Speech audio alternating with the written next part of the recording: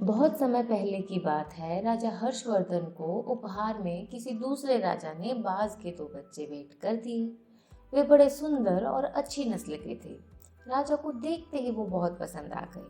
राजा ने आदेश दिया कि इनकी देखभाल और पालन के लिए एक कुशल और अनुभवी आदमी को नियुक्त किया जाए, ताकि इन शानदार पक्षियों की सही देखभाल हो सके। पूरे राज्य से ढूंढकर सबसे अनुभवी व्यक्ति को राजा ने बाजों के पालन पोषण के लिए नियुक्त कर दिया।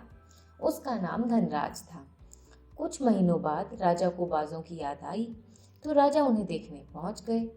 राजा ने देखा कि दोनों बाज बहुत बड़े हो चुके थे और अब पहले से भी शानदार दिख रहे थे। राजा के पहुंचते ही धनराज ने कुछ इशारा किया और दोनों बाज राजा की बाजों पर आकर बैठ गए। राजा बड़ा खुश हुआ। राजा ने धनराज से कहा कि वह इन बाजों की उड़ान भी देखना चाहता है। तुम इन्हें खुले आसमान में उड़ने का इशारा करो।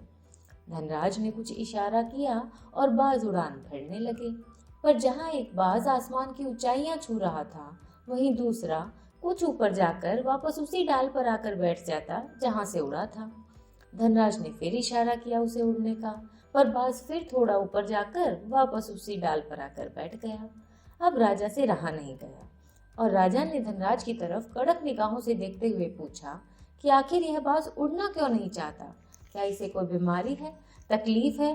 धनराज, हमें बताओ।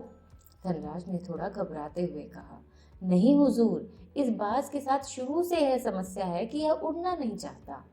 थोड़ा सा उड़कर वापस इसी डाल पर आकर बैठ जाता है। राजा को अपने दोनों ही बाज बड़े प्रिय थे और वो अपने दूसरे बाज को भी उसी तरह उड़ता हुआ देखना चाहते थे। उन्होंने दरबार पहुंचते ही महामंत्री को आदेश दिया कि पूरे राज्य में ऐलान करवा दो कि जो व्यक्ति इस बाज को ऊंचा उड़ाने में कामयाब होगा, उसे ढेरों इनाम दिए जाएंगे। फिर क्या था, एक से एक विद्वान बुद्धिमान लोग आने लगे और बाज को उड़ाने की कोशिश करने लगे। कोई खुद उछल कूद करके बाज को डराकर ऊंचा उड़ाने की कोशिश करता, तो कोई ऊंचे स्थान पर बाज के लिए पसंदीदा खाने की चीजें रखकर उसे उड़ाने की कोशिश करता। एक व्यापारी तो उसे महल की चोटी पर ले गया, जो काफी ऊंची थी, और वहां से उसे छोड़ दिया ताकि वह और ऊंचा उड़ सके। पर वह बाज वहीं से नीचे की तरफ उड़ा और उसी डाल पर आकर बैठ गया। राज्य के कई लोग तो बस ये देखने के लिए इकट्ठा हुए थे कि बाजों को उड़ाने की कोशिश कैसे की जा रही है। वहीं राज्य में बलराज नाम का एक खेतीहर जाट रहता था, जो रोज अपने बैल हाँक कर खेत ले जाता, खेती करता और इसी से अपना और अपने परिवार का पेट पाल रहा था। उसने भी राजा का ऐलान सुना और वह भी उस भीड़ का हिस्सा बनने पहुंच गया जो बाजों को उड़ाने की कोशिश कर रहे लोगों को देखने के लिए जुटी हुई थी। तभी बलराज के दिमाग में भी एक विचार पौधा और वह भी उन लोगों का हिस्सा बन गया जो बाजों को उड़ाने की कोशिश कर रहे थे। वहीं राजा, जो रोज अपने कमरे के छज्जे से देखता कि शायद कोई उस दूसरे बाज को भी उड़ा पाए, पर रोज मायूस हो रहा था, अगले दिन देखा कि उसके दोनों बाज आसमान में ऊंचा उड़ रहे हैं। उसे अपनी आंखों पर भी यकीन ही नहीं हुआ। उसने तुरंत सैनिकों से धनराज को पेश होने का आदेश दिया ताकि पता चल सके कि आखिर ये कारनामा कैसे और किसने कर दिया। धनराज को महल में हाजिर किया गया। वहीं धनराज ने राजा को बताया कि कोई बलराज नाम का खेतीहर जाट है जिसने यह कारनामा कर दिखाया है। महाराज ने आदेश दिया कि कल दरबार में बलराज को पेश किया जाए। अगले दिन बलराज दरबार में हाजिर हुआ।